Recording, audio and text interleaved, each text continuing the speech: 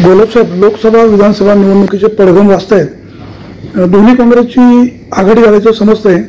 Doctor Amol Kolhe Rashtrawadi काँग्रेसमध्ये आलेत। 5 तारखेला नारायणगाव या ठिकाणी मेळावा होतोय।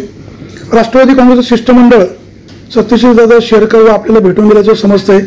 काय ठरलं? ते आलते आमच्या म्हणजे नारायणकडं आम्ही सगळेजण बसलो होतो। राष्ट्रवादीचे नेते इथं आलते, त्यांनी सांगितलं कोण कोण आलं होतं काय?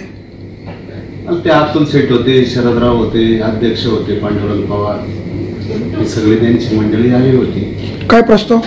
त्यांनी सांगितलं वरती आघाडी झालेली आहे, आपली आघाडी आहे आणि उद्याच्या कार्यक्रमात अमोल कोल्हे येतात, त्यांचा पक्ष प्रवेश आहे, त्यांचा मेळावा आहे आणि त्या मेळाव्याला तुम्ही सर्वजण या, असं इथपर्यंतची चर्चा झाली।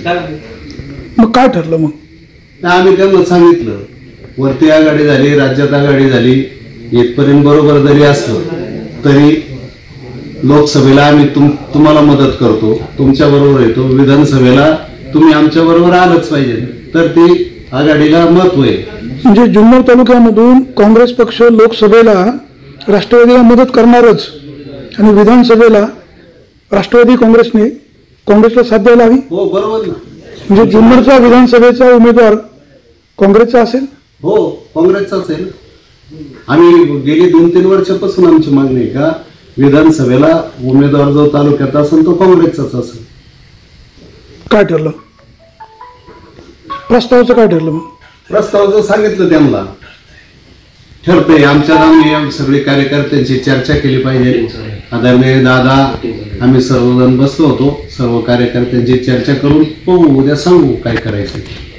विधानसभेचा काँग्रेसचा उमेदवार कोण असेल?